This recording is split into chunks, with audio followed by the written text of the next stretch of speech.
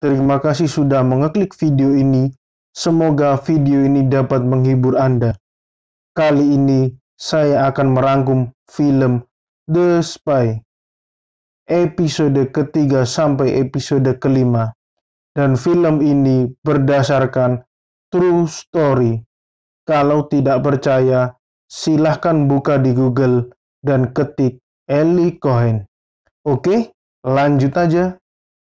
Film dibuka dengan Kemal diajari untuk membuka mixer roti, yang di dalamnya ada alat komunikasi menggunakan sandi Morse dan juga bahan peledak.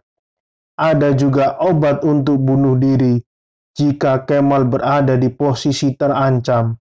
Semua ini disiapkan untuk misi pergi ke Damaskus. Lalu frame berganti saat Kemal menggunakan kapal pesiar dari Buenos Aires ke Beirut.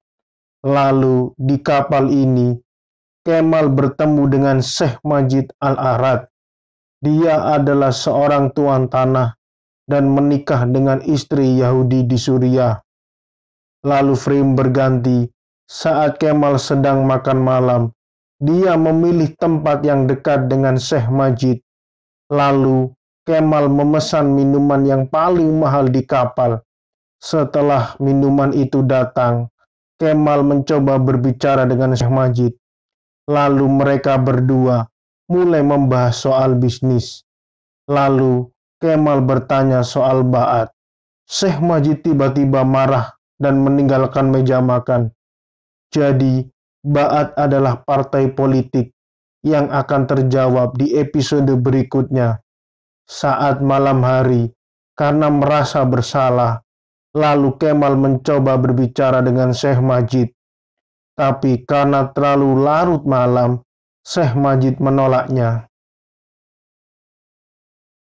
Setelah beberapa hari, Kemal dan Syekh Majid sampailah di pelabuhan Beirut di Lebanon. Saat turun dari kapal, ternyata Syekh Majid membawa mobil yang sangat langka. Lalu Kemal memuji mobil itu karena hanya ada 7 unit di dunia.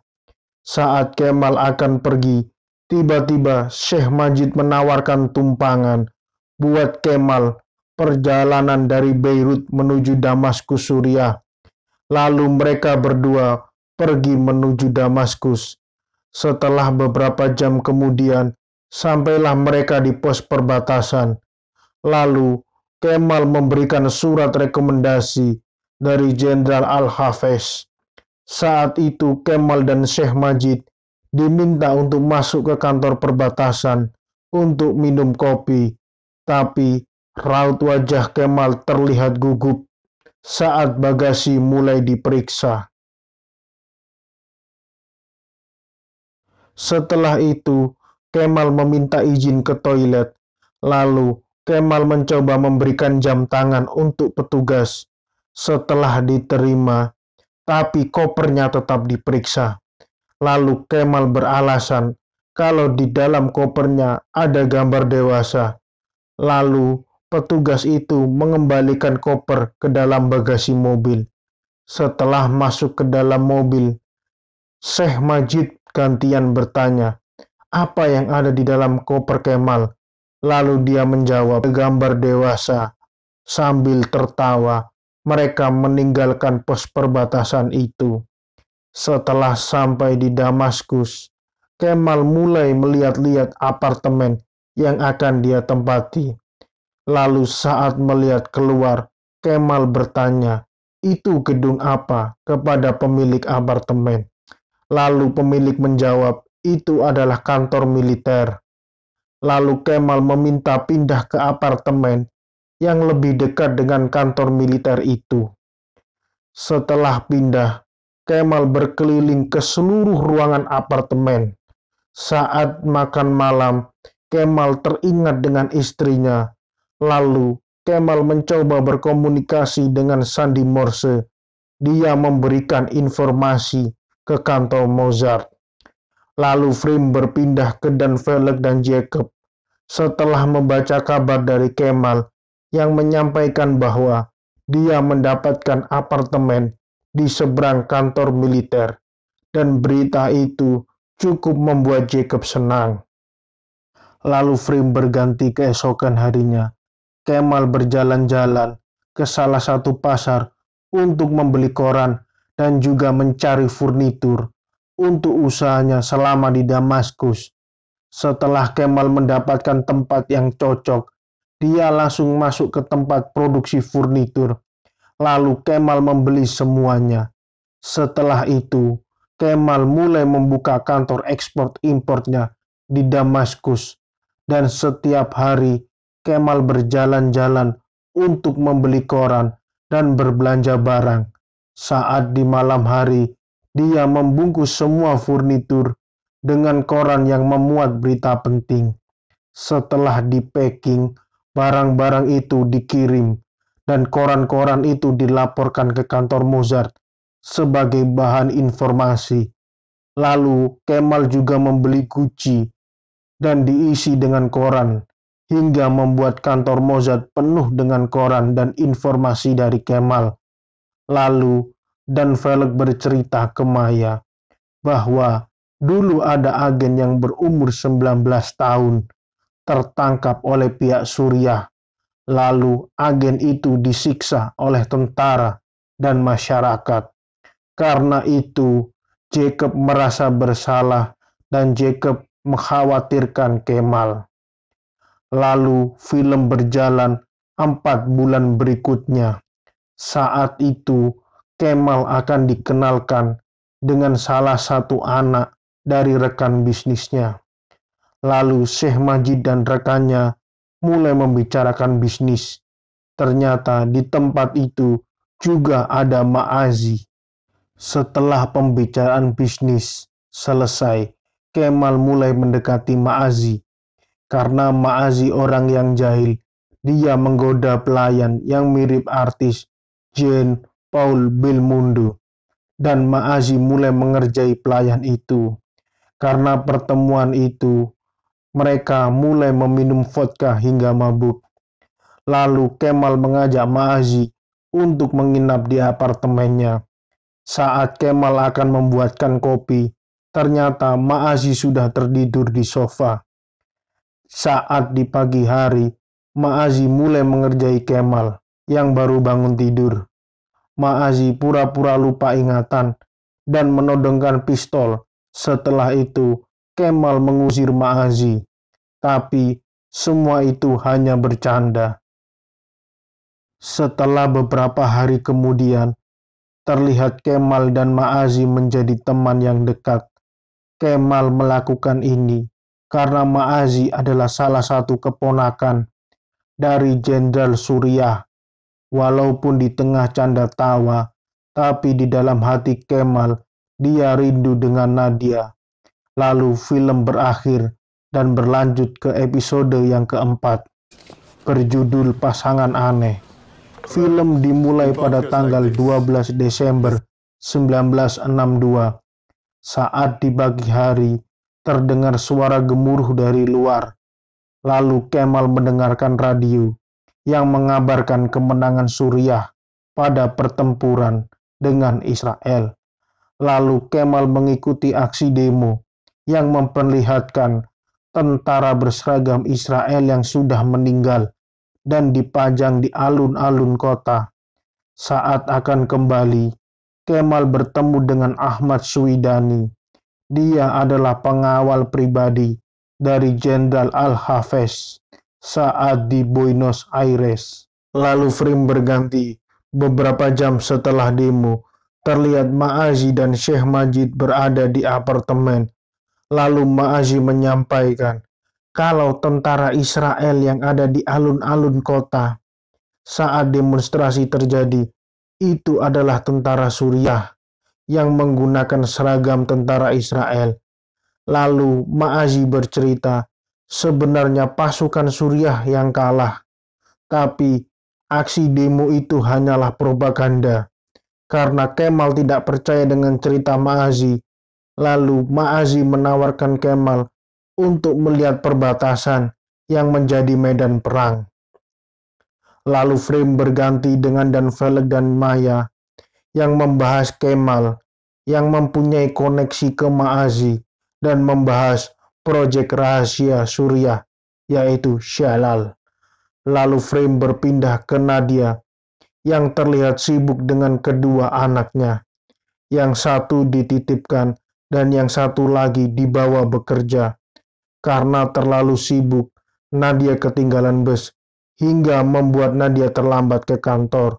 Setelah sampai kantor, karena teman Nadia mulai mengkhawatirkan dia, karena Nadia terlihat sangat lelah dan juga kurang tidur. Akhirnya, Nadia diizinkan untuk beristirahat dan pulang ke rumah. Lalu frame berganti ke Kemal yang diajak Ma'azi untuk melihat pangkalan tentara Suriah yang ada di perbatasan dekat dengan Danau Tiberias. Saat Kemal melihat ke arah belakang, terlihat persenjataan mortir berukuran 120 mm dari Soviet yang datang. Lalu Ma'azi mengajak Kemal untuk memperlihatkan pangkalan militer bekas bom udara dari Israel. Saat berjalan-jalan, Kemal bertemu dengan Kolonel Hatum, pemimpin sektor. Lalu Kemal dan Kolonel Hatum memperlihatkan bunker di bawah tanah. Lalu Kolonel mengajak Kemal untuk masuk dan memperlihatkan senjata yang ada di dalam bunker.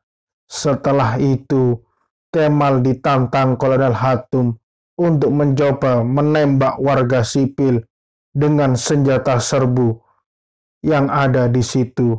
Saat Kemal akan menembak warga sipil, tiba-tiba Kolonel Hatum meminta Kemal untuk menjauh dari senjata. Saat keluar dari bunker, Kemal melihat sekitar bunker yang panas. Setelah itu, Ma'azi dan Kemal makan siang dan terlihat beberapa wanita dikirim untuk Kolonel Hatum. Lalu Ma'azi dan Kemal dan Jenderal berendam di air panas. Lalu Jenderal membahas tentang Danau Tiberias karena Danau Tiberias merupakan salah satu sumber air di Israel.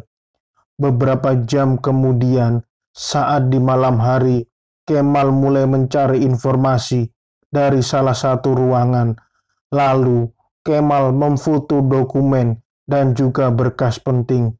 Saat akan kembali, Kemal bertemu dengan penjaga, hingga membuat Kemal harus lewat di atas genteng. Saat menyelinap, Kemal tidak sengaja mendengarkan meeting untuk operasi peledakan pipa yang ada di Danau Tiberias. Lalu Kemal mencoba mencuri radio komunikasi dari salah satu penjaga. Lalu Kemal mencoba menghubungi radio komunikasi Israel. Karena jarak yang terlalu jauh dan sinyal yang susah, Kemal mencoba mencari tempat terbuka.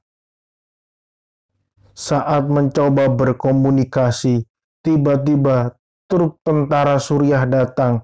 Lalu Kemal mencoba menyelinap di antara truk yang akan menuju Shalal, fasilitas militer Suriah.